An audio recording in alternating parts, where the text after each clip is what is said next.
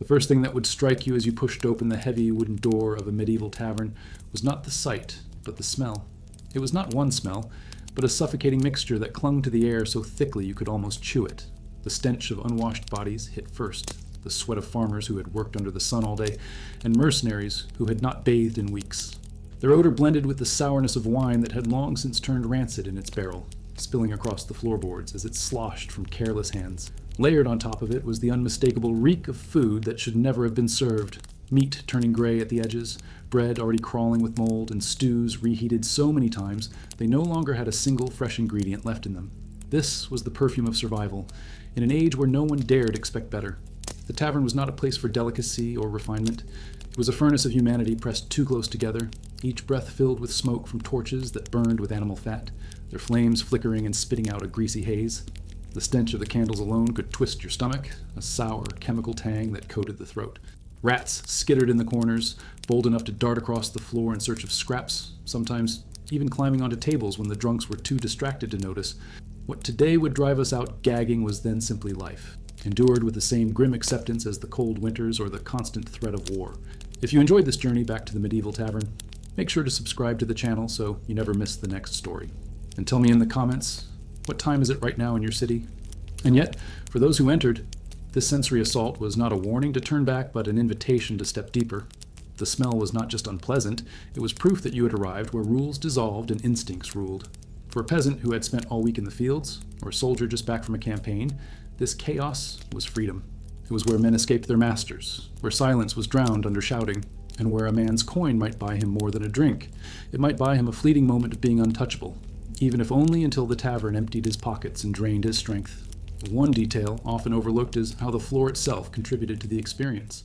Tavern floors were rarely swept, and years of spilled wine, vomit, and grease had seeped into the wood until each step released a faint, sour vapor. In the colder months, straw was spread out to absorb the worst of it, but by nightfall, that straw would be damp and filthy, reeking of the very waste it was meant to hide. The sound of boots squelching on wet patches mixed with the drumming of mugs against wood, a rhythm that matched the heartbeat of a place always on the edge of breaking into violence. There is something unsettling in realizing how people became blind to this. To modernize, a medieval tavern would look and smell like the aftermath of a disaster. But to those who lived in it, this was normality. Imagine walking in as a stranger, your stomach nodding with hunger, only to have your appetite crushed by the sour air. Yet you sit anyway, because you know that refusing to partake marks you as different. Difference in a tavern could be deadly. One sip of sour wine is better than the sharp end of a knife wielded by a man who thinks you are mocking his life. Even the scents carried a hierarchy. The wealthier guests might afford slightly fresher wine or a roasted piece of meat, their plates steaming with fat that almost masked the underlying decay. Poorer souls clutched bowls of watery broth that smelled of little more than boiled bones, with occasional lumps of spoiled turnip floating on top.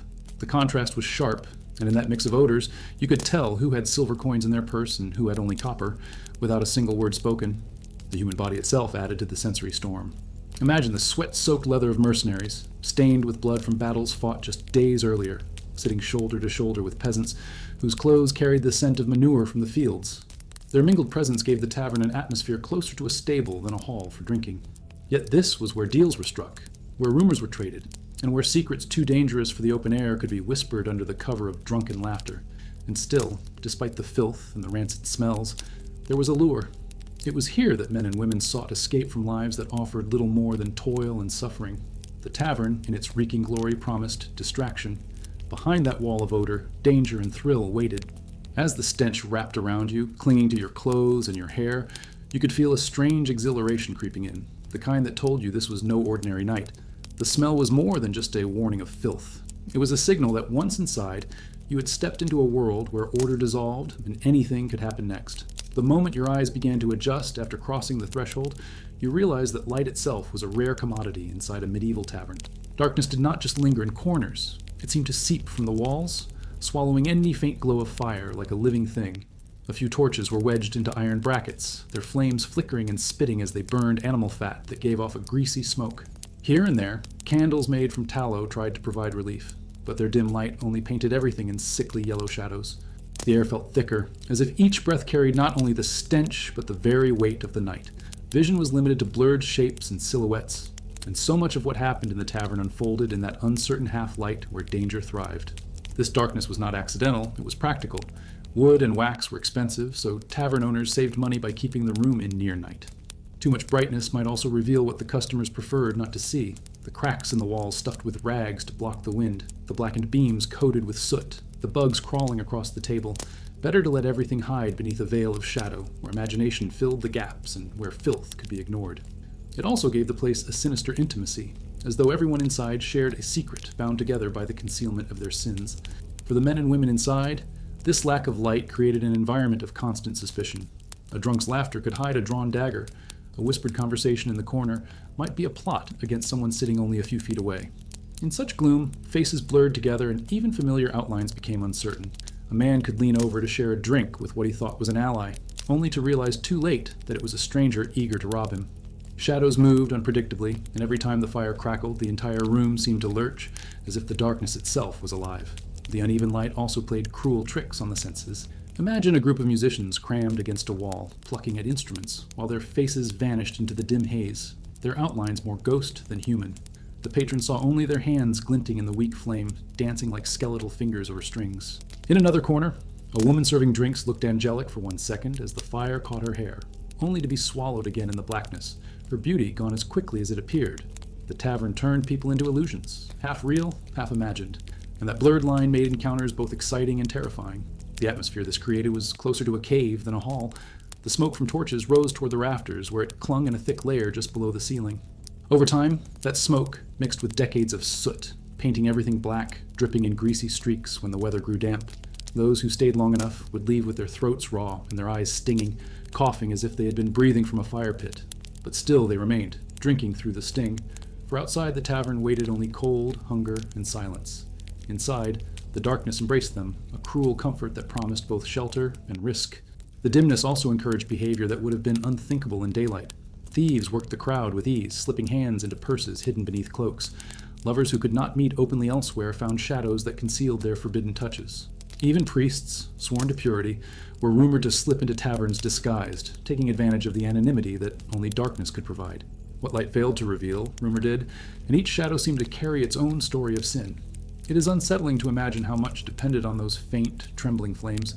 A single gust of wind sneaking through the cracks could extinguish a candle, plunging part of the room into near blackness.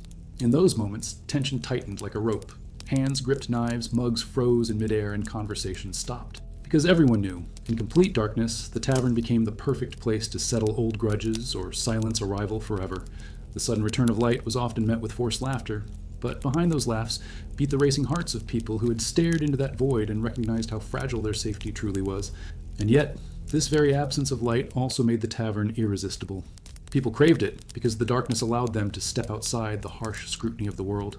In a society governed by rigid rules, where every action could draw judgment or punishment, the tavern's gloom became a shield.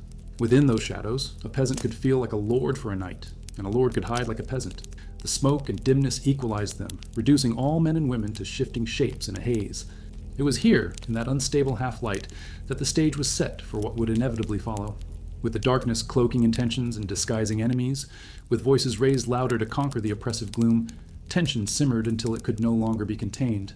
What started as an uneasy stillness would soon erupt into something far more violent, where shadows became the backdrop for sudden outbursts that could decide life or death in the blink of an eye.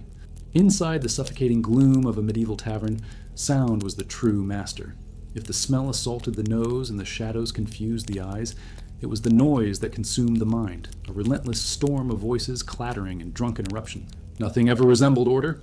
Every corner carried its own chaos, blending into a cacophony that seemed alive, growing louder as the night deepened. Patrons screamed their toasts, cursed their debts, laughed too hard at crude jokes, and groaned into their mugs as though the ale could drown their misery. The tavern was a place where silence was impossible and speech itself became a weapon, hurled into the smoky air like fists waiting to land. The shouting often came from men too drunk to measure their words. A peasant who had been cheated by a merchant might suddenly rise and slam his fist on the table, accusing his rival of theft. A soldier back from war might boast of the men he had killed, his slurred voice daring anyone to doubt his courage. Words were heavy with pride, and pride was a fragile thing in such a setting. A careless insult, mocking someone's wife, questioning a man's honor, even laughing at the wrong time, could light the fuse for disaster. In an age when reputation was everything, losing face in public was a humiliation worse than poverty. The tavern became an arena where egos clashed before fists did. and fists were never far behind. A simple shove could ignite a whirlwind of violence. Tables overturned, mugs flew through the air, and men tumbled into each other in desperate brawls. These were not fair fights. They were desperate scrambles fueled by ale and rage. A man with a dagger hidden in his boot could turn a drunken scuffle into murder in the span of seconds. There were stories of entire taverns erupting into chaos, with every patron caught in the storm. Chairs splintering, bottles smashing against skulls, women screaming as they were dragged out of the way, and the tavern keeper himself forced to choose whether to intervene or hide behind the counter. The danger was so constant that entering a tavern was, in itself, an act of risk. Many carried knives or short swords, not just for protection on the roads, but for survival inside the drinking hall. The tension was ever present. You never knew if the man beside you, who one moment was laughing with you over a shared drink, would suddenly swing that same mug at your head. Suspicion poisoned every interaction. This was why many patrons chose to sit with their backs to the wall, where they could see the room, rather than risk being surrounded. The most coveted spot in any tavern was the corner, safe from ambush and offering a clear line of escape if the fighting spread. Some fights were staged deliberately. Criminals used taverns as traps, provoking wealthy travelers into brawls as a pretext to rob them. Others bet money on the outcome of violent clashes, encouraging two drunk men to fight as entertainment while coins changed hands. For the poorest customers, even brawls became a form of sport, a way to turn misery into spectacle. The crowd's shouts during such moments were deafening, echoing through the rafters until the tavern itself felt like it was shaking. The line between celebration and brutality blurred, and for many there was little difference between the two. But violence was not only between patrons. Sometimes the rage turned against the tavern keeper himself. If the ale was watered down, if the food was spoiled beyond what even the drunks could tolerate, or if the owner was caught favoring certain customers, the crowd could turn on him with frightening speed. Tavern keepers lived in constant tension, balancing the need to make profit with the threat of angering the mob. Many kept heavy clubs hidden beneath the counter or hired enforcers, men too brutal to be afraid of anyone, to keep order. Yet even they knew their power was fragile. Once a crowd of desperate men erupted, even armed guards could be swept aside. What made these outbreaks particularly dangerous was the lack of outside interference. Town watchmen and guards often refused to enter taverns unless absolutely necessary, knowing that stepping inside could mean being dragged into the brawl themselves. For them, taverns were places of madness, better left to burn themselves out. This abandonment gave the drunken fights a terrifying freedom. There were no rules, no authority to impose order, only the raw instinct of survival.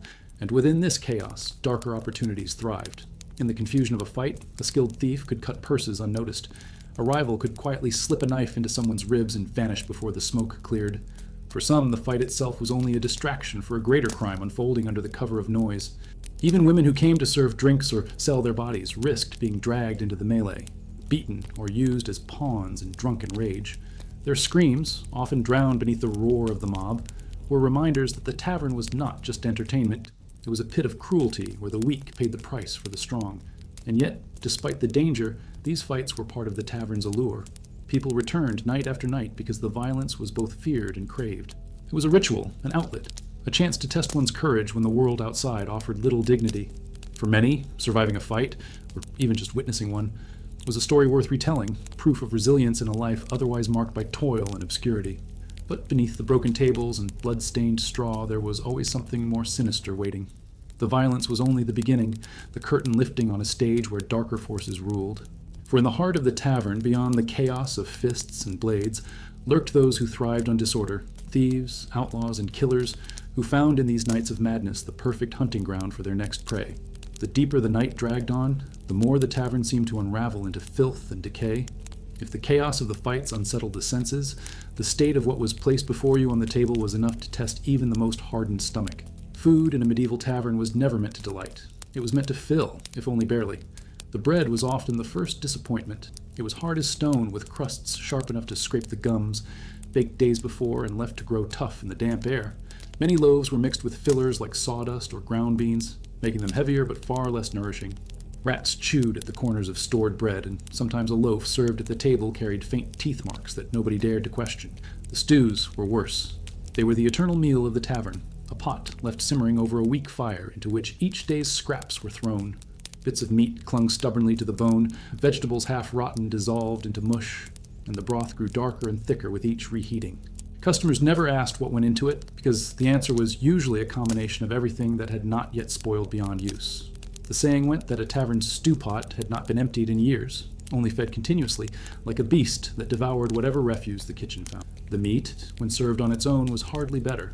often salted until it was leathery or smoked until it turned black. It was meant to preserve it against rot, but preservation was rarely complete. A faint sourness lingered in each bite, betraying how close the flesh was to spoiling.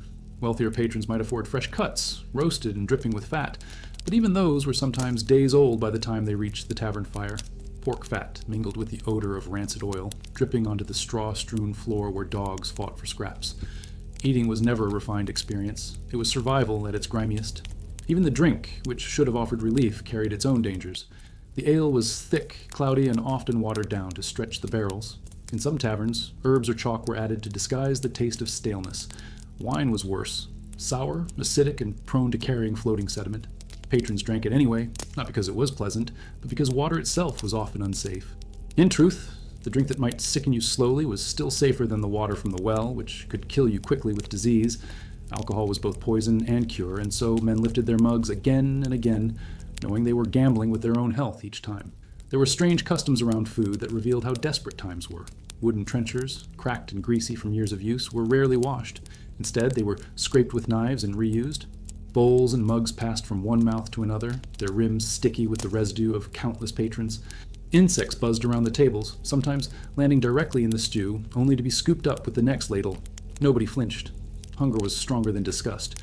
To refuse food or drink was to insult the host, but also to expose yourself as different, and difference inside a tavern could draw dangerous attention. There were rumors that some tavern keepers took shortcuts darker still. A few were said to serve meat not from farm or field, but from the streets. Dead animals scraped from gutters, even the occasional dog or cat cooked down into stew. Most patrons did not ask. To eat was to survive, and survival did not allow for questions. A seasoned traveler might grimace at the taste, but he would eat anyway, knowing that refusing a meal when others ate could brand him an outsider. Outsiders rarely lasted long in a room full of desperate men. And yet, there was something strangely unifying in this ritual of decay. Men and women leaned over bowls of the same foul stew, tearing at the same hardened bread, drinking from the same sour ale. In those moments, social divisions blurred. A knight returned from campaign might sit shoulder to shoulder with a beggar, both gnawing on meat that tasted of ash. Hunger reduced them all to the same level, and the tavern fed on that equality as much as on coin. The food was dreadful, but it was shared misery, and shared misery has a way of binding people tighter than any feast. Still, every mouthful carried its risks. Illness was common, stomachs twisting hours later from whatever parasites lurked in the spoiled meat or moldy bread. Some never woke again after a meal, and whispers spread of taverns cursed by the dead who had eaten their last supper inside those smoky walls. But even with death stalking every dish, the tavern's tables never emptied. Hunger was the greater enemy, and as long as there was anything to chew and swallow, the benches stayed full. And it was at these tables, over the clatter of mugs and the tearing of bread, that stories and tempers alike began to rise. As the food gave way to endless mugs of ale, the mood shifted. Conversation grew louder, arguments sharpened, and laughter twisted into mockery. With bellies barely satisfied and minds clouded by drink, the next act of the tavern's night began to take form, a descent into noise and discord that could shake the rafters as much as the brawls shook the floor.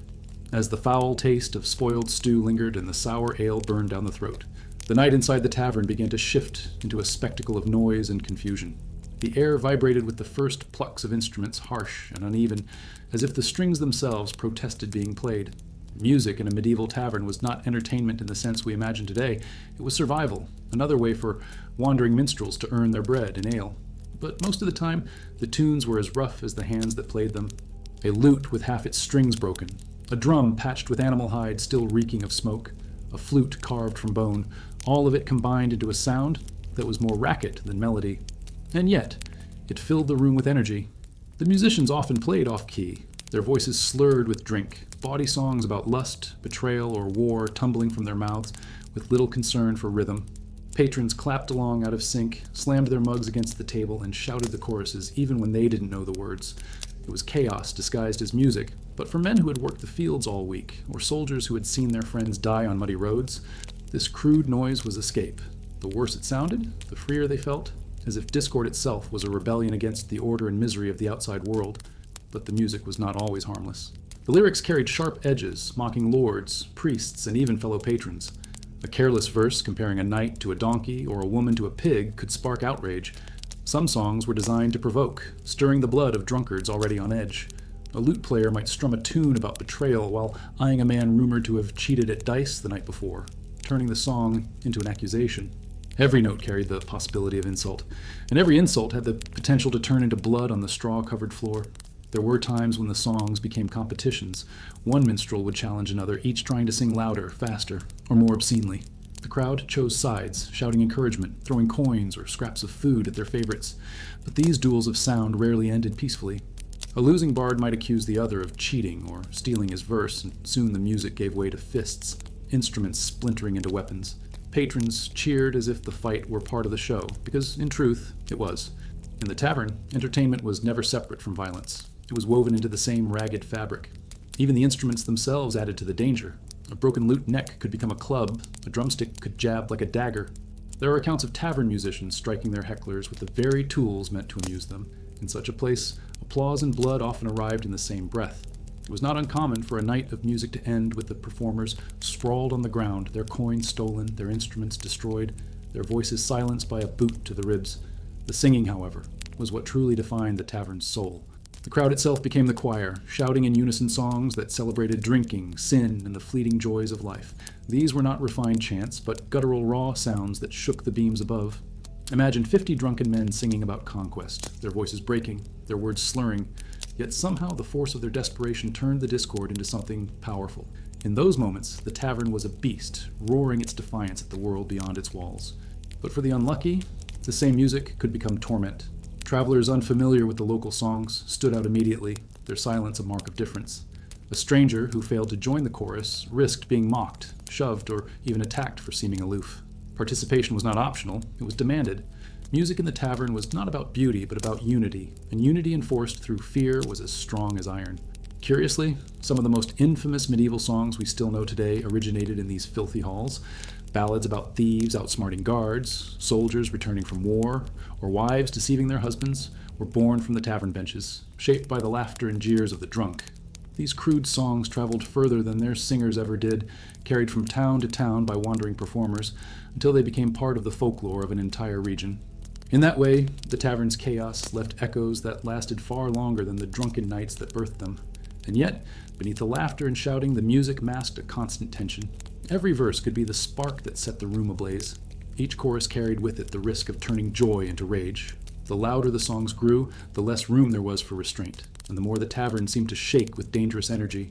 When the noise reached its height, when the drunken crowd pounded the tables in rhythm with their stomping feet, the wooden beams trembled and the floorboards groaned as though they could give way. The tavern, by then, felt less like a place of rest, and more like a battlefield waiting to erupt, and it always did. For when the final notes of a bawdy song echoed into silence, when the last mug was drained and the crowd demanded more, the fragile peace of the music gave way to something much darker, cheating games of chance, and the brutal consequences that awaited those foolish enough to play. By the time the music had turned into shouting and the shouting into growls, another current of the tavern night came alive, the games of chance. They began quietly, in corners where a handful of men sat hunched over a table, their faces glowing faintly in the candlelight as dice rolled across the wood. But soon, the laughter, the curses, and the clatter of coins grew loud enough to draw the crowd closer. Gambling was not a pastime here, it was a predator waiting to devour the desperate. Every man believed fortune would finally smile on him, and every man eventually learned that the tavern had no mercy. The simplest games used bone dice, often carved crudely from the knuckles of animals, their edges worn soft from use. 2 or 3 dice tumbled from a leather cup, deciding in seconds whether a man would eat tomorrow or starve. The dice themselves were rarely honest. Tavern dice were notorious for being loaded, weighted with lead or shaved on one side to ensure a certain number appeared more often than chance allowed. Yet even when players suspected, few dared to accuse openly, because accusing another man of cheating was not a matter of rules, it was a matter of honor, and such words were often answered with steel. Card games existed too, though cards were handmade, painted by hand on rough parchment and easy to mark. A sharp-eyed gambler could spot the tiny scratches that told him which card was which. Many kept the deck hidden beneath the table, swapping it out in the chaos of drink and smoke. The losers rarely noticed until it was too late, their coins already gone, their anger boiling too high to think clearly. The winners smiled, but everyone knew that smiles in a tavern were dangerous things. The stakes were not always coins.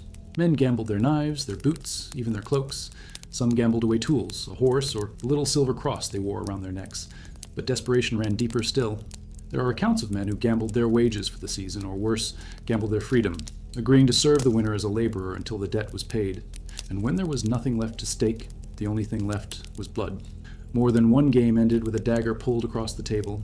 the losing man paying with his life rather than his purse. The atmosphere around these games was suffocating. The tavern, already thick with the smell of sweat and sour ale, became tighter as bodies pressed in to watch. Every eye tracked the dice as they rolled, every breath held until they clattered to a stop. The tension was intoxicating, but also dangerous. A single accusation could set the crowd on fire. One man's claim of cheating could lead to another's throat being slit before the dice had even stopped spinning. Blood on the gaming table was no rarity. It was the natural cost of playing where rules were as flimsy as the parchment cards themselves. For tavern owners, gambling was both a blessing and a curse. It filled the hall with customers, each one buying more ale as the games dragged on. But it also threatened to destroy the entire place in a single night. A fight over dice could spill across the room, overturning tables, smashing mugs, and leaving the floor littered with broken wood and broken teeth. Some tavern keepers tried to control it by appointing a man to oversee the games, but more often than not, that man was bribed, threatened, or killed when things turned sour. What made the games irresistible was the illusion of control. In a world where famine, plague, and war decided the fate of men, the dice seemed like a chance to wrestle destiny with your own hand. Superstitions grew around them. Men kissed their dice for luck, spat on them, or muttered prayers before rolling. Some carried charms in their pockets. Convinced a saint or spirit guided the fall, and when fortune turned cruel, they cursed not themselves, but the tavern, the devil, or the poor soul across the table who had been blessed with impossible luck. But luck was not blind in the tavern. The most skilled gamblers, often criminals, used sleight of hand to manipulate the game. They palmed dice, swapped cards, or distracted opponents with drunken chatter while their partners rigged the outcome. Entire gangs worked together to drain a stranger of his last coin, laughing as they shared the winnings later in the night. To walk into a tavern with money was to walk into a den of wolves, and unless you knew their tricks, you left with nothing but bruises and shame. Women, too, were part of the gambling economy. Some served as bait, distracting players with flirtation while their companions cheated. Others were forced into the games as stakes themselves, wagered by men desperate enough to treat their wives or daughters as property. Though it sounds unthinkable, desperation and drink made such acts possible, and the consequences were often horrific. For those who lost, dignity and humanity could be stripped away as quickly as the coins in their pouch. What made gambling most terrifying was that the tavern allowed no exit. A man who lost heavily could not simply walk away.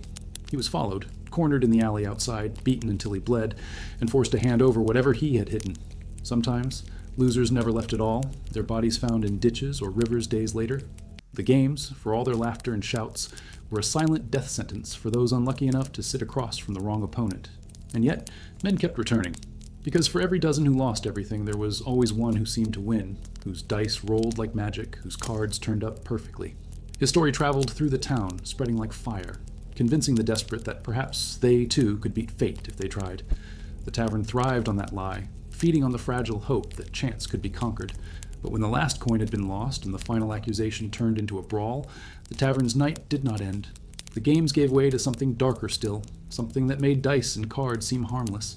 For beyond the gambling tables waited those who did not play for chance at all, men whose trade was blood, and who turned the tavern into a hunting ground where survival itself became the highest stake. By the time the dice had stopped rolling, and the last screams of the cheated faded into the smoky rafters, another layer of the tavern revealed itself, a layer more sinister than bad ale or broken bones. For beneath the laughter and songs, beneath the clang of mugs and the rattling of dice, the tavern was also a den of shadows, the gathering place of thieves, smugglers, mercenaries, and killers. If the gambling tables were the bait, the outlaws lurking in the corners were the trap, waiting for the right moment to strike. These men did not sit at the center of the room. They leaned into the darkness at the edges, faces half hidden beneath hoods, eyes always scanning. Their silence was louder than the shouts around them, because everyone knew who they were and what they represented. You could recognize them by the way they touched nothing, no dice, no cards, no laughter. They sat with backs against the wall, hands near their daggers, their mugs never truly empty but rarely lifted. These were not patrons seeking fun. They were predators studying prey. The tavern, after all, was the perfect hunting ground. Here, travelers carried their coin purses on their belts, swollen from a long journey. Merchants stopped to rest, drunk enough to lose caution. Farmers and soldiers carried the scars of hard work and war, but rarely the cunning to outmatch the wolves waiting in the dark. And when those victims stumbled out into the night, drunk and weakened, they often never made it home. Their disappearance would be whispered about in the morning, but no one would dare accuse the men who remained behind. Smugglers thrived here too. In a world where salt, spices, or iron could be more precious than gold, taverns became the markets of the underworld. Deals were whispered in the corners, sealed with bloody handshakes rather than ink. A barrel of stolen wine promised to a corrupt noble a shipment of weapons smuggled for a warlord across the border, or even human lives, slaves taken from raids and sold like animals, could all change hands in the smoke-filled air of a tavern. Each whispered word carried risk, but the noise of the crowd provided the perfect cover. Assassins were no strangers either. For the right price, a name could be passed across the table along with a mug of ale, and by morning the name's owner would be a corpse in the mud. The tavern was not just a place of drunken fun, it was a marketplace for death itself. In this world, the man laughing with you over a drink could be the same man who followed you outside, blade already drawn. It was this unpredictability that made every smile dangerous, every friendly word suspect. The tavern keeper himself was often complicit. To survive, he had to be. He knew who the criminals were, which deals were being made, which men were marked for death. Turning a blind eye was not only safer, but profitable. Outlaws paid him to keep quiet, or to send a traveler into a back room where he would never return. The tavern became a web of alliances, each thread soaked in ale and blood, where even the man who poured your drink might be leading you toward your end. There were countless stories of travelers who thought the tavern was merely a place to rest their weary legs. They came in with coin purses jangling, unaware that the moment they walked through the door, their fate had already been decided. A stranger offering to share a drink might be the bait, distracting them while others circled. The dice game that seemed so innocent could be a trap to strip them of coin, leaving them defenseless when the wolves closed in. By dawn, their bodies lay in ditches outside the town walls, and the tavern's laughter carried on as if nothing had happened. For the locals, this danger was simply part of life. They knew which corners to avoid, which men to never make eye contact with. Outsiders rarely understood these silent rules, and it was the outsiders who suffered most. To them, the tavern looked like a place of joy, a riot of sound and smell. To those who lived nearby, it was more like a pit, a place where lives vanished and the law dared not step. Even when the church thundered against sin, condemning taverns as gateways to damnation, the tavern remained too valuable, too essential, too entwined with the daily hunger of men to disappear. But what truly made this underworld terrifying was how invisible it could be. A thief could cut your purse without you ever noticing, only to leave you coinless in the morning. A smuggler could make you part of his plan without your knowledge, dragging you into a crime that sealed your doom. And a killer could watch you all night, saying nothing, drinking nothing until the moment he stood behind you in the street, the last thing you ever saw. And yet, amid this suffocating danger, people returned again and again, because in the presence of outlaws there was also power. Some men came to curry favor with thieves, to buy their protection. Others came hoping to join their ranks, believing that life on the edge of a blade was better than bending in the fields. For every corpse dragged out of a tavern's back door, there was another man waiting at the front, ready to risk it all for the chance of something more. But even those who thought they understood the dangers could not escape the deeper corruption of the tavern. For it was not only the outlaws who thrived there, but also those who exploited desperation in a different form. Between the shadows and the songs, another commerce flourished, one that involved not coins or cards, but bodies, and it would drive the night toward an even darker descent. The deeper one sank into the night of a medieval tavern, the clearer it became that coin alone was not the only currency passing from hand to hand. In the dim light, beyond the dice tables and the hushed dealings of thieves, another form of commerce thrived, one that was far more intimate and far more dangerous. The tavern was also a marketplace of flesh, where women were not just servers of ale, but commodities, bound to the whims of men who saw them as part of the entertainment. For many, this was the darkest element of tavern life, the one detail that turned laughter into unease and revealed how desperation poisoned even human dignity. The women who moved among the tables wore smiles that were as forced as the music was false. They poured mugs, leaned close to patrons, and laughed at crude jokes they had heard 1,000 times before. Their bodies carried the scent of cheap perfume, meant to mask the sweat of long hours and the smoke that clung to everything. For most, this work was not a choice. They were trapped by poverty, forced by tavern owners, or bound by debts they could never pay. Some had been sold by their families, others dragged from villages during raids, and many were little more than slaves in all but name.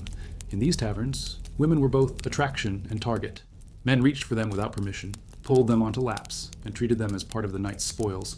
If a woman resisted, she risked violence not only from the patron, but from her own employer, who saw refusal as bad for business. The tavern was not a place of safety for them. It was a cage where their survival depended on submission, and yet they were expected to play the role of temptress, to laugh and sing and feed the fantasy of men who came not only to drink, but to consume. This trade was woven into the tavern's economy. Patrons might gamble away their coins and, in desperation, wager a night with a serving girl. Tavern keepers profited from these transactions, charging men for access as though the women were nothing more than another barrel of ale. Some women were rented out for the evening, while others were pressured into lifelong servitude, never escaping the walls of the tavern until their beauty faded and their usefulness ended. It was a cycle as cruel as the dice games, and the victims rarely had a chance to leave with their dignity intact. What made it worse was the atmosphere of violence that always hung nearby. A drunken quarrel over a woman could erupt into bloodshed in seconds, her body reduced to a prize in a fight between men who saw her as property. There were stories of women dragged out of taverns during riots, claimed by whoever had the strength to seize them. In many cases, their lives ended far sooner than the men around them, broken by the relentless abuse that was disguised as commerce. And yet, despite the cruelty, the women of taverns held a peculiar power. They were often the ones who overheard secrets whispered in the shadows, listening while pouring drinks or feigning interest in a man's drunken rambling. Information became their silent weapon. Some learned to sell these secrets to thieves, mercenaries, or even rival lords, turning survival into strategy. A serving girl who appeared powerless might, in fact, be the unseen hand guiding the fate of men who underestimated her. In this way, taverns became breeding grounds not only for sin but for intrigue, with women playing roles far more complex than most realized. Still, the toll on their lives was immense. Disease was rampant, spreading quickly in the close quarters where bodies mingled night after night. Without medicine or mercy, many women grew sick, their faces hollow, their voices hoarse, their beauty fading long before their years. When they could no longer attract customers, they were cast aside, left to beg on the streets or die in silence. The tavern devoured them as greedily as it devoured coin and blood, leaving only fragments of lives once full of hope. The church condemned this trade fiercely, branding taverns as dens of sin that lured souls into damnation. Preachers warned men that lust bought in such places was the devil's snare, dragging them toward eternal fire. And yet, for all their fury, the sermons changed nothing. Taverns continued to thrive because hunger and desire outweighed fear of hell. The very same men who prayed by day often drank and sinned by night, their piety collapsing in the face of temptation that the tavern laid so openly before them. It is telling that many of the most violent tavern fights began not over dice or drink, but over women. Men claimed ownership where there was none, their egos swelling under the haze of ale, their fists slamming into rivals who dared to touch what they had paid for. These fights were not about love or even lust, they were about pride, about proving dominance in a room where weakness could not be tolerated. The women caught in the middle had no voice, no choice, only the terror of being torn apart by forces beyond their control. And still, night after night, the same cycle repeated. The laughter, the songs, the dice, the shadows, and the women, all blurred together into one endless current of desire and despair. Each part of the tavern fed into the next, until the entire building pulsed like a living beast, demanding sacrifice from everyone inside. The longer you stayed, the more you felt yourself being consumed. For the stranger who managed to survive the stew, the fights, the gambling, the criminals, and the women's entrapments, there was still one final truth waiting. Because when the last mug was drained and the tavern doors creaked open to the night, stepping back into the world outside did not guarantee safety. The tavern's chaos did not stay within its walls. It followed you into the darkness of the streets, where the night held dangers far worse than the smoke-filled hall you had just escaped. By the time the tavern reached its darkest hour, when the music had dissolved into shouting and the women had vanished into shadows with men who treated them as spoils, another temptation pulled at the crowd. The games of pure chance that promised fortune but more often delivered ruin. Gambling in these halls was not just entertainment. It was a ritual of desperation, a dangerous theater where men tested not only their luck but their very survival. The moment dice rattled in a leather cup or cards slapped down on a greasy table, silence would fall for a heartbeat, then erupt into a frenzy of cheers, curses, and accusations. The dice were crude, carved from bone or wood, their corners worn smooth, their numbers sometimes nothing more than carved pits. But those tiny cubes held the power to change lives. A lucky throw could mean a full belly, a new cloak, or even a horse. A losing throw could mean walking barefoot into the night with nothing but shame. The stakes were never trivial, because in an age where survival was already fragile, wagering coins was as reckless as wagering one's life. Many men did both without realizing they had crossed the line. Cheating was the heart of these games. Loaded dice were common, shaved to favor certain numbers or filled with bits of metal to fall predictably. Cards, still a rarity in many places, were marked with tiny scratches only a sharp-eyed gambler could read. Patrons hid extra cards in their sleeves or swapped dice beneath the table, their hands moving with a speed born from years of practice. Yet even when cheating was obvious, the question was whether anyone dared to call it out. Because accusing another man of dishonesty in the tavern was not simply a matter of honor, it was an invitation to violence, and violence always followed. A game could begin with laughter and end with knives drawn across the table. One man swore the dice had betrayed him, another accused the dealer of trickery, and within moments the table would flip, coins scattering across the floor as fists and blades replaced the game. The chaos was contagious, spreading through the room until every drunk felt compelled to join, kicking, punching, stabbing, turning the night into a storm of blood. Many gamblers carried scars from these encounters, reminders that every wager risked more than silver. The stakes themselves often went far beyond coin. Men gambled away their belts, boots, cloaks, and even tools of their trade. Some lost their weapons, leaving them defenseless in a world where being unarmed could mean death before dawn. Desperation pushed others to stake livestock, plots of land, or the wages they had yet to earn. And when there was nothing left of material value, the stakes turned darker.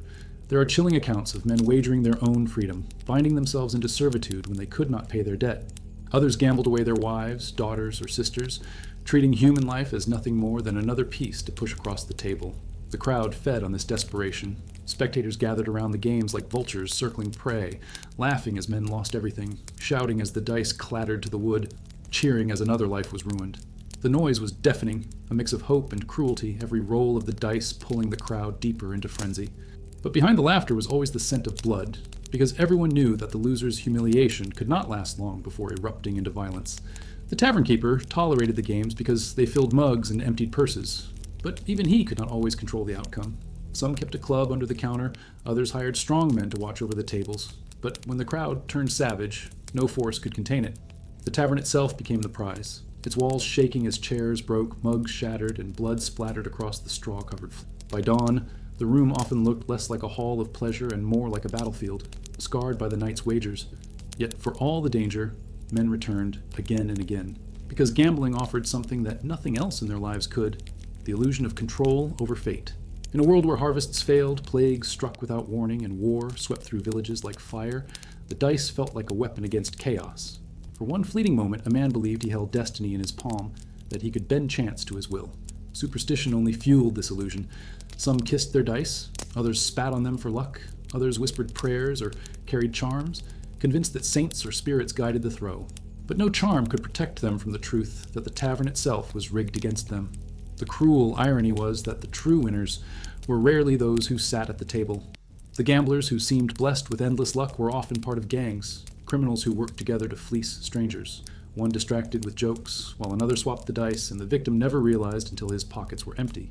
These conspiracies were invisible to outsiders, but locals knew better. They played cautiously, or not at all, leaving the real losses to foreigners and fools. The deeper tragedy lay in the aftermath. A man who lost heavily could not simply walk away. He was followed into the night, cornered in alleys, beaten until he surrendered whatever else he carried. Some vanished entirely, their bodies discovered days later in ditches, stripped of everything but the shame of their final gamble. And still, the tavern thrived on this misery because for every man destroyed, another walked in believing he would be the exception, the one who beat the odds. That illusion was the lifeblood of the tavern, the lie that drew men back into the smoke and shadows. But once the dice had fallen, once the last coin had vanished and the crowd had turned savage, the games were not the end. They were only the prelude to something darker. For when the tables were overturned and the losers were left bleeding, the night did not end. It opened the door to a different kind of violence, where survival itself became the final gamble and leaving the tavern alive was the only prize worth winning. By the time the dice had grown cold and the shouting dulled into a heavy murmur, another ritual of the tavern began to unfold. The drinking that turned men into animals and made the night itself blur into delirium. The mugs and wooden cups never stopped moving. All sloshed over the edges, staining the tables, dripping onto the straw-strewn floor where it mixed with blood and vomit. Wine, sour and acidic, was poured into cups that had never been properly washed, their rims sticky from the lips of countless strangers. And yet, the men around the tables lifted these vessels like sacred chalices, as though the liquid within could erase their hunger, their poverty, and their fear. Drinking in the medieval tavern was never about taste. It was about forgetting. Ale was thick and yeasty, sometimes cloudy, sometimes watered down, and often laced with herbs meant to hide its staleness. Wine was cheap, made from grapes pressed too soon, sour enough to make the throat burn. But none of it mattered, because alcohol was safer than water. Rivers carried disease, wells were poisoned by waste, and men learned quickly that beer and wine, however foul, could at least keep them alive. So they drank, and drank deeply until their bellies sloshed and their minds spun. The ritual of drinking was woven with superstition. Men knocked their mugs together, believing that spilling a little drink kept demons away. Some crossed themselves before taking a gulp, while others whispered blessings over the rim, praying the ale would not betray them with sickness. More than one patron claimed to see visions in the bottom of his cup, omens of luck, death, or salvation, depending on how the dregs swirled in the light. To drink was not only to indulge, it was to flirt with fate, daring it to reveal what the next sunrise might bring. But drinking was also the fuel that ignited the tavern's madness. The more men drank, the louder they became. Words slurred into curses, laughter stretched into bellowing roars, and pride swelled like a beast inside them. What began as a friendly toast could turn into a shouting match, and from there into a brawl. Ale stripped away reason, leaving only raw instinct. A man who by day bent his back in the fields or bowed before a lord could, by night, slam his mug against the table and challenge anyone who dared to meet his gaze. Alcohol turned peasants into warriors, thieves into kings, and beggars into prophets, if only for a few short hours. The mugs themselves became weapons. A heavy wooden cup could crack a skull. A broken jug of clay could slash open a cheek. Men who moments earlier had shared drinks swung those same vessels at each other's heads, the sound of splintering wood blending with the crash of overturned tables. Blood mingled with ale on the floor, turning the straw into a wet, stinking carpet. The tavern keeper often stood helpless, knowing that to intervene meant becoming another target of drunken rage. And yet, the drinking did not stop. Even as fights broke out, other men laughed and lifted their mugs higher, eager to outlast the chaos. Some even turned it into competition. Contest to see who could drink the fastest, who could swallow the most before collapsing. The losers ended up sprawled beneath the tables unconscious, their mouths still stained with the froth of ale. The winners stumbled on with swollen bellies, their victory celebrated with jeers and slaps on the back, until they too fell into stupor. There were darker risks hidden in the mugs. Tavern keepers were notorious for stretching their drink with foul mixtures. Ale might be cut with water, drawn from disease-ridden wells. Wine could be diluted with vinegar, or worse, with toxic herbs that left men vomiting or delirious. Some patrons suspected poisoning when rivals dropped dead after a night of heavy drinking, but proving such treachery was impossible. In a place where men died so easily the drink itself was just another gamble, women too bore the brunt of this drinking culture. Drunken men grew bolder, grabbing at serving girls, pulling them into laps, whispering filth into their ears. Refusal was dangerous, but compliance was no safer. Many learned to carry jugs with practiced speed. Slipping away before hands could hold them down. Some women developed tricks, watering the ale more heavily for the most aggressive drinkers, hoping the diluted poison would dull their strength before it turned violent. But nothing could truly protect them from the rage that swelled in men too far gone to remember restraint. Still, the drink was inescapable. To enter a tavern and refuse ale or wine was to draw suspicion, even hostility. A man who drank water was seen as weak. A man who abstained altogether was marked as arrogant. The tavern demanded participation, demanded that each patron surrender to the fog of intoxication until all distinctions blurred. Lords drank beside peasants, thieves beside soldiers, their laughter and curses blending into one grotesque chorus. The drink equalized them, reducing every man to the same state of swaying vulnerability. And this vulnerability was the tavern's cruelest weapon. For the more a man drank, the more careless he became. He left his coin purse untied, his dagger loose at his side, his secrets spilling from his lips. The criminals in the corners watched with hungry eyes, waiting for the moment when a patron's head dropped onto the table, when his snores announced that he was defenseless. A drunk man leaving the tavern was like a lamb walking willingly into the jaws of wolves, and many never made it farther than the first dark alley. And yet, despite the sickness, the brawls, the danger, men kept lifting their mugs. Because for those few hours, the tavern offered an escape from the crushing weight of their lives. They drank to silence the hunger that clawed at their bellies, to forget the wars that stole their sons, to erase the shame of debts they could never pay. In the bottom of the cup lay not joy, but oblivion, and oblivion was enough. But the night never ended with the final swallow. The tavern's cruelty was not confined to its four walls. When the doors finally opened and men stumbled into the cold, the true peril began. Because outside, in the alleys and empty streets, the drunk carried not only their fogged minds and weakened limbs, they carried the scent of prey. And the predators who had waited all night in silence were ready to strike the moment they crossed that threshold. When dawn's first light was still far away and the tavern roared at its loudest, there were moments when the door would creak open and figures stepped inside who did not belong to the chaos, at least not openly. Among the smoke and shouting, it was not uncommon to find the presence of men who wore the cross of the church or the armor of the realm, slipping into the same dark corners where peasants and outlaws drank themselves blind. Priests, monks, knights, and soldiers were supposed to be guardians of order, yet the tavern drew them in like moths to a flame, revealing a hypocrisy that spoke louder than any sermon. The church condemned taverns fiercely. From pulpits, priests thundered that these places were dens of sin, gateways to hell, where men sold their souls for a night of pleasure. And yet, some of those same priests found themselves inside after nightfall, robes tucked beneath cloaks, their heads lowered to avoid recognition. They came for drink, for dice, or for the women whose presence they pretended to abhor during daylight. These visits were not mere rumor. Records survive of clerics fined for drunken brawls or punished when caught in scandals born in smoky taverns. In a world where temptation was seen as the devil's weapon, taverns were the devil's most effective cathedral. For knights and soldiers, the tavern was equally irresistible. Campaigns left them weary, blood-stained, and hollow. The tavern offered relief, a place where they could drink away the horrors of war and surround themselves with noise loud enough to drown the cries of the men they had killed. Soldiers spent their pay quickly, often in one night, throwing coins across the tables as if to prove that life was fleeting and money worthless. Knights, though of higher status, were no better. They drank heavily, gambled recklessly, and sometimes used their swords to settle tavern arguments that began with nothing more than a spilled mug. The presence of these figures created an atmosphere of tension and contradiction. A peasant might feel pride or fear at sharing a table with a knight, but that knight, stripped of armor and drunk on ale, was no less violent than the thieves in the corner. Priests, who by day demanded chastity and humility, became sources of scandal by night, their drunken laughter echoing in the same rhythm as the gambler's dice. In the tavern, roles collapsed. The hierarchy that ruled the outside world dissolved into smoke and shadows, replaced by the brutal equality of drink and sin.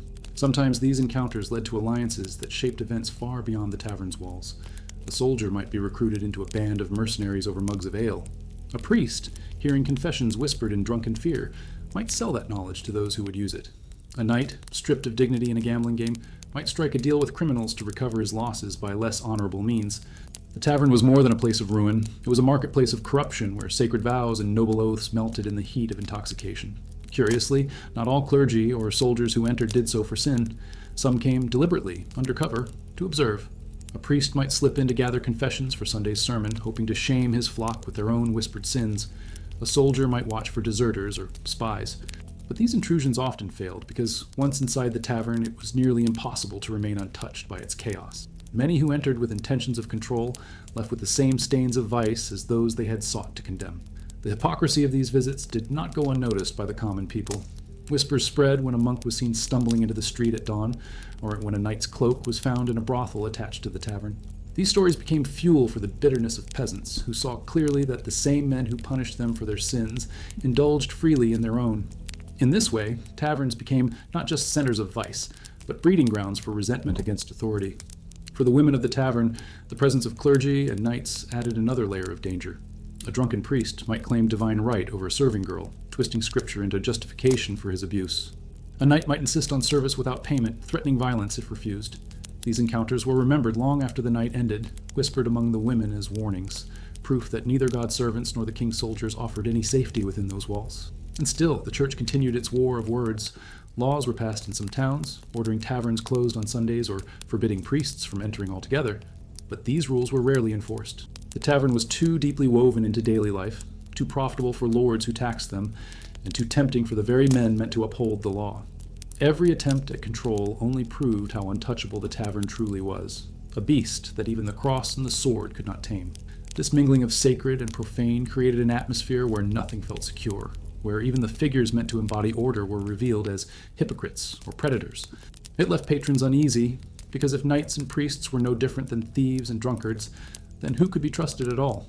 The tavern exposed the fragility of the very systems that governed medieval life, stripping away masks until only raw humanity remained, hungry, lustful, violent, and desperate. But the real terror lay not in the presence of knights or priests inside the tavern, it lay in what followed after. Because when these men left, drunk and corrupted, the streets themselves became infected with the tavern's poison. Outside its doors, in the alleys and fields beyond, the chaos continued, spilling into the night with consequences far bloodier than what had happened within. The most unsettling truth about the tavern was not what happened inside, but what awaited once you stepped back into the night.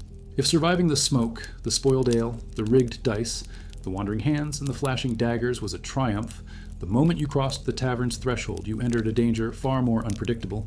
For the streets outside were hunting grounds, and every staggering drunk was prey. The first peril came from the shadows themselves. The narrow alleys near taverns were perfect ambush sites, choked with filth, the ground slippery with mud and waste. A man stumbling out with his purse half exposed was little more than an invitation. Thieves who had spent hours lurking inside the tavern often slipped out early to wait, knowing their victim would follow, too drunk to resist, too weak to even cry out. A sharp blade in the dark, a hand across the mouth, and the night swallowed him whole. By morning, townsfolk would whisper of another body in the ditch, but no one dared speak too loudly because everyone knew the tavern bred such endings. But not all dangers were hidden. Sometimes whole gangs waited outside, bold enough to confront men openly, stripping them of boots, cloaks, and coins before shoving them face first into the mud. To fight back was suicide, especially when one drunk man faced 4 or 5 hardened thieves. Many victims handed over everything in silence, praying they might be left alive. Yet silence did not always save them. There were countless tales of drunks beaten so savagely in these alleys that they never rose again, their deaths dismissed as nothing more than another tavern brawl gone too far. Superstition painted these streets with even darker colors. Some believed that spirits haunted the paths outside taverns, drawn by the sins committed within. Tales spread of men hearing whispers behind them, turning only to find empty air before a hand seized their throat. The line between thief and ghost blurred in the minds of those staggering through the dark, making every flicker of torchlight a potential omen. And while many of these stories were fueled by fear and ale, they carried a truth of their own. Death did stalk those streets, whether by blade, by hand, or by the imagination turned mad from drink. Women leaving the tavern fared even worse. For them, the night outside was not only dangerous, but merciless. A serving girl forced to walk home alone risked being followed by men whose drunken courage pushed them into violence. The same shadows that hid thieves hid predators who waited for opportunity. Even if she survived the tavern itself, the streets could consume her, and too often her cries were muffled by the same silence that protected every other crime born from those smoky halls. The city watch, when it existed at all, rarely intervened. Guards were few, and most avoided taverns altogether, knowing the trouble that spilled from them could overwhelm their numbers. Some guards even profited from it, taking bribes from thieves to look the other way, or shaking down drunks themselves. In this way, the streets outside taverns became extensions of the taverns themselves, lawless, brutal, ruled by those willing to strike first and hardest. Even for those not attacked, the walk home was filled with hazards. Darkness in medieval towns was nearly absolute, broken only by faint lanterns or the glow of a torch carried by hand. The uneven cobblestones tripped men whose senses were already dulled, sending them sprawling into muck where rats skittered over their boots. Wells and ditches lay open and unguarded, waiting to swallow the unlucky. Fires, sparked by a dropped torch or carelessly carried candle, sometimes spread silently in the night, consuming homes while their owners still reeled from the tavern's excess. Surviving the inside was only half the battle. The world outside was no less deadly. One of the cruelest truths was that many men never made it home because they never truly tried. So drunk they could not walk, they collapsed in the mud, shivering as the cold set in. Hypothermia claimed them in winter, fevers in summer. Some were trampled by carts at dawn, their bodies mistaken for bundles of rags.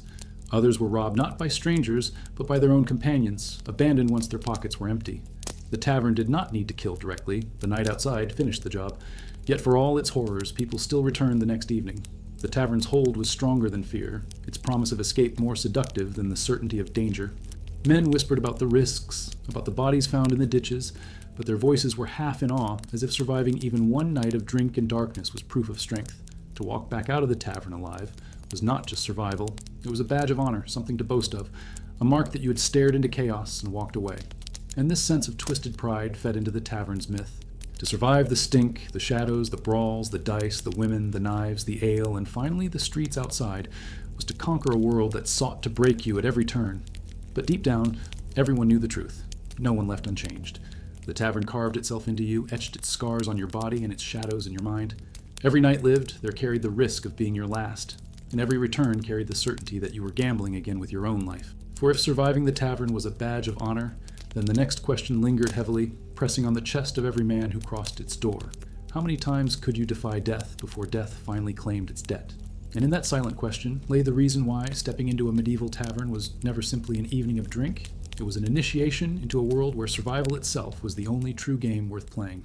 The true weight of a medieval tavern was carried not only in its walls, its smoke, or the violence that simmered in every corner, but in the faces of those who filled its benches. To step inside was to be confronted with the raw, unvarnished portrait of misery etched into human flesh. It was not a place where men and women came polished or proud. It was a place where the hard truth of survival was written in every wrinkle, scar, and hollow eye. The tavern did not hide suffering. It put it on display. You could see it first in the peasants. Their faces were burned by the sun, their skin cracked by wind and frost. Their hands, thick and calloused from years of gripping plows or swinging scythes, still twitched with exhaustion as they raised their mugs. Their nails were blackened with dirt, their hair tangled with straw and sweat. Some bore scars from tools gone astray. Others coughed with the dry, hacking sound of lungs filled with dust from harvest fields. They came not for joy, but because the tavern was the one place where their endless labor could be drowned for a single night in the sour haze of ale. The soldiers were easier to spot. They carried themselves with a swagger, but the scars on their cheeks and the jagged breaks in their teeth betrayed years of war. Many had lost fingers, or walked with limps, reminders of battles that gave them nothing but pain. Their laughter was often too loud, a forced defiance against memories that haunted them when the night grew quiet. A soldier's gaze was always sharp, darting from shadow to shadow, because, even drunk, he knew danger never truly left. The tavern was his battlefield now, and he entered it like a man expecting combat. There were beggars, too, clinging to the fringes of the tavern's warmth. Their faces were the most hollow, their cheeks sunken, their eyes wide with hunger that no amount of ale could disguise. They smelled of the streets, of sickness and rot, their rags stained with the filth of gutters. Many had lost family to plague or famine, left alone to scavenge from what others discarded. In the tavern, they begged for scraps or coins, sometimes allowed to lick the last grease from a trencher when a richer man was finished. And yet, even they laughed when the ale dulled their misery, as if mocking the cruelty of a world that had already stripped them bare. The women bore their suffering differently. Some were young, their beauty already fading beneath layers of smoke, their voices hoarse from shouting above the noise. Others were older, their faces hardened by years of exploitation, their eyes dulled by endless nights spent pretending to smile. Many carried bruises, some fresh, some fading, proof of the violence that followed them in and out of the tavern. A serving girl's laugh might echo in the air, but if you looked closer, you saw the tension in her shoulders, the way her hands shook as she poured the ale. Survival forced them to mask their pain, but it was always there, written plainly to anyone willing to look beyond the surface. Children sometimes slipped into these halls too, though not as patrons. Orphans or desperate sons and daughters ran errands for the tavern keeper, carrying mugs, sweeping floors, or cleaning vomit from the straw. Their small faces were smudged with dirt, their eyes already carrying the weight of adulthood. For them, the tavern was not a playground, but a school of cruelty where they learned that life was nothing but a transaction, and that every kindness had a price. These children grew fast, hardened by the lessons the tavern burned into them before they even reached maturity. What united them all was the look in their eyes. It was a gaze forged by hardship, sharpened by disappointment, dulled by exhaustion. Some eyes burned with anger, others sank into emptiness. In the tavern, you could see entire lifetimes of suffering compressed into the faces of men and women who had nothing left but the night before them. And yet, strangely, you could also see sparks, moments of defiance, brief flickers of joy when laughter or song broke through the haze. It was those fleeting flashes that kept people coming back, even when every rational part of them knew the tavern was destroying them. The miseries on display became part of the tavern's identity. Strangers could walk in and instantly read the hierarchy of the room. Who was broken, who was dangerous, who was desperate. A man missing an ear sat with gamblers. Another with a scar across his neck kept to the shadows. A woman with a crooked smile and bruises around her eyes lingered near the soldiers, while a beggar crouched in the corner waiting for scraps. Each face was a story, and together they created a tapestry of survival too bleak to ignore. And yet, there was always the possibility of change woven into that misery. Some faces belonged to men planning their escape, scheming to join a mercenary band, to rob a merchant caravan, or to flee to another town where no one knew their name. Others belonged to women who listened more than they spoke, gathering secrets they would sell later.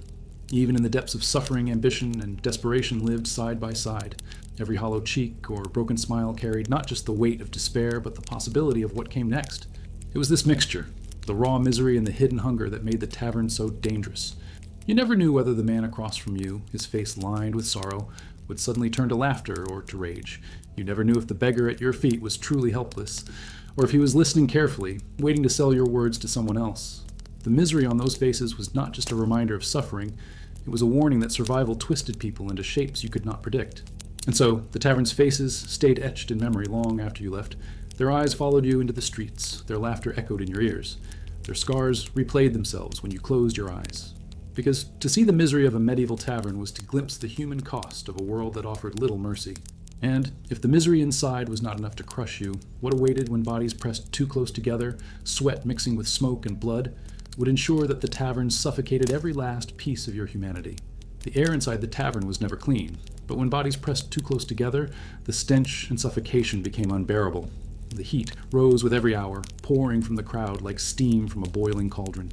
The smoke of torches and tallow candles clung low in the rafters, curling downward until it burned the eyes and scratched the throat. Breathing felt like swallowing ashes, each gulp of air thickened by sweat, grease, and the bitter tang of spilled ale. The tavern became a living organism, pulsing and sweating, its walls groaning with the weight of men who leaned, shoved, and pressed against each other in endless motion. The press of bodies was more than uncomfortable. It was dangerous. Shoulder to shoulder, men pushed into each other until elbows became weapons and shoves turned into challenges. The straw scattered across the floor grew slick with spilled wine, urine, and vomit, and every step threatened to send someone sprawling. Once a man fell, others trampled over him without care, boots grinding against ribs, heads, and fingers. The packed crowd made escape nearly impossible, and the fear of being crushed or smothered was as real as the fear of a dagger drawn in anger. The heat added another layer of misery.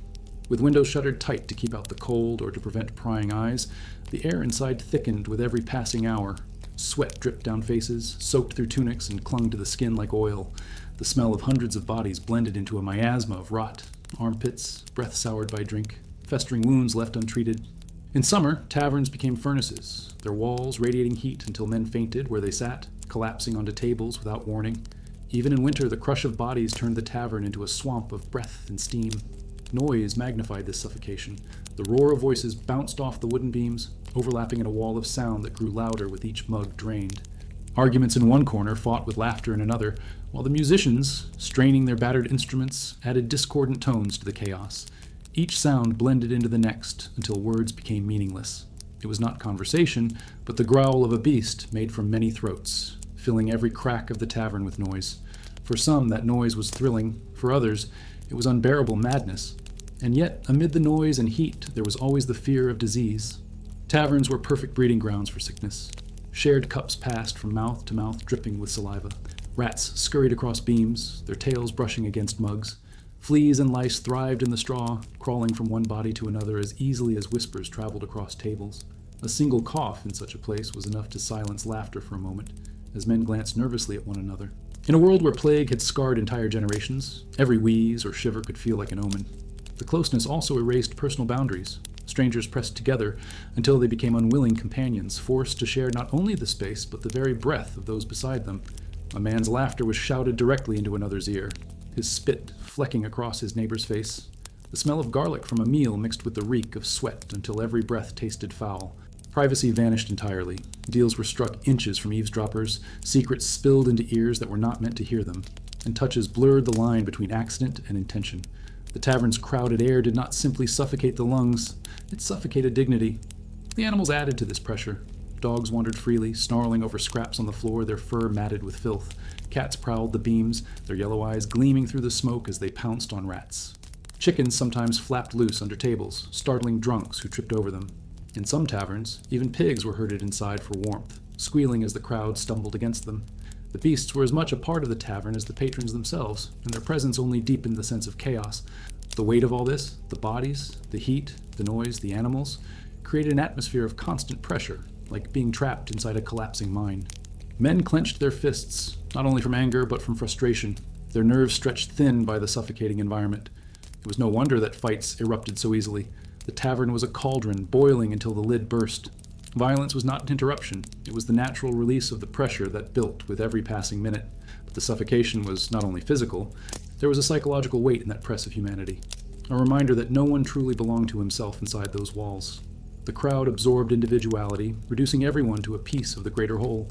A man who might have dreamed of freedom during the day became just another voice in the roar, another sweating body crushed among the many. In the tavern, identity dissolved into the heat and smoke, swallowed by the collective hunger and rage, and still people returned. Because for all its suffocation, the tavern offered a strange kind of comfort. To be pressed so tightly against others was to feel part of something larger, even if that something was chaos. In a world where isolation often meant starvation or death, the tavern's crush of bodies promised survival through shared misery. Better to drown together than to starve alone. But this comfort was fragile, and beneath it lay danger waiting to erupt.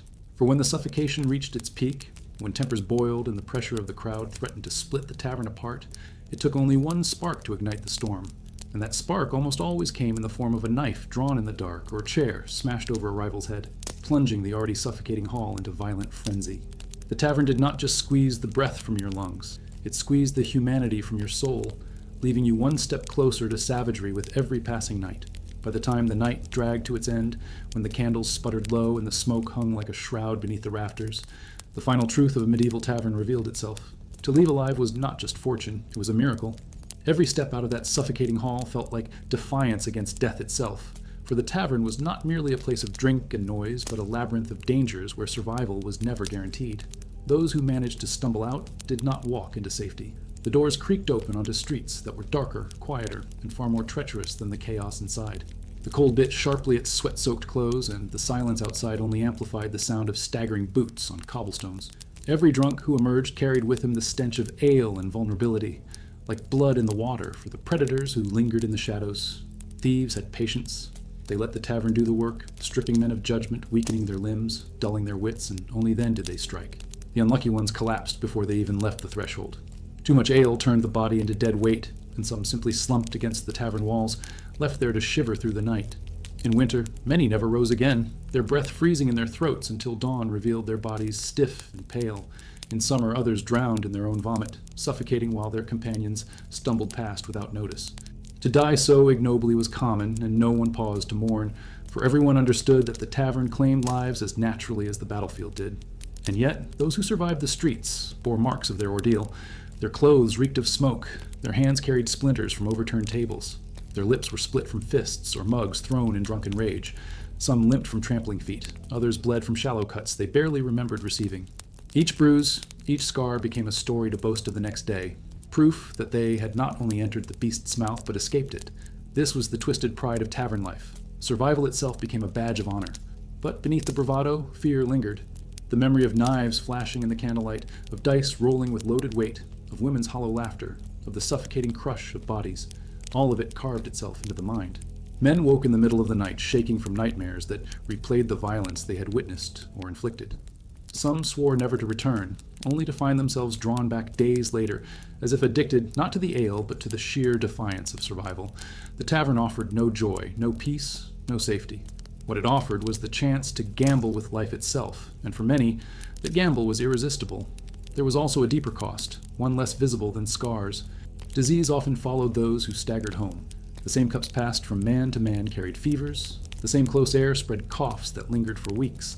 Lice, fleas, and worse hitchhiked on clothes and hair, spreading plague from tavern to village with ease. A single night of drinking could poison not only the man but his family, his farm, his entire community. In this way, the tavern was not just a threat to those who entered, but to everyone tied to them. Still, no law, no sermon, no threat could silence the tavern. Priests condemned it, rulers taxed it, mothers wept because of it. But every evening the doors opened again, and men returned. They returned because hunger for escape was stronger than hunger for bread. They returned because even misery shared among others felt lighter than misery borne alone. And above all, they returned because the tavern promised something the outside world never could. The illusion, however fleeting, of control over fate. To step into a tavern was to step into a crucible where life, dignity, and safety were burned away, leaving only raw instinct. To survive one night was to prove something to yourself, that you could endure filth, violence, deception, and temptation, and still emerge on the other side. Yet every survivor knew the truth. The tavern did not forget. Each return tightened its grip. Each visit pressed you closer to ruin, and sooner or later, no one walked back out again. This was why leaving alive was more than survival. It was rebellion. It was proof that, for one night more, you had cheated not only the thieves, the gamblers, and the poison of the ale, but death itself. And that defiance was intoxicating in its own right. It made men believe they could return, that they could endure again, that they could outwit the inevitable. But the tavern always waited, patient as the grave, ready to remind them that miracles do not last forever. Because in the end, the medieval tavern was not simply a place, it was a test, one that stripped away illusions and exposed the brutal core of existence. You walked in a man, you left a shadow of yourself, and every time you returned, you risked leaving nothing at all. And so, the tavern's final cruelty was not in its stink, its violence, or its disease, but in the question it whispered to every soul who crossed its door. How many times can you survive before your luck runs out?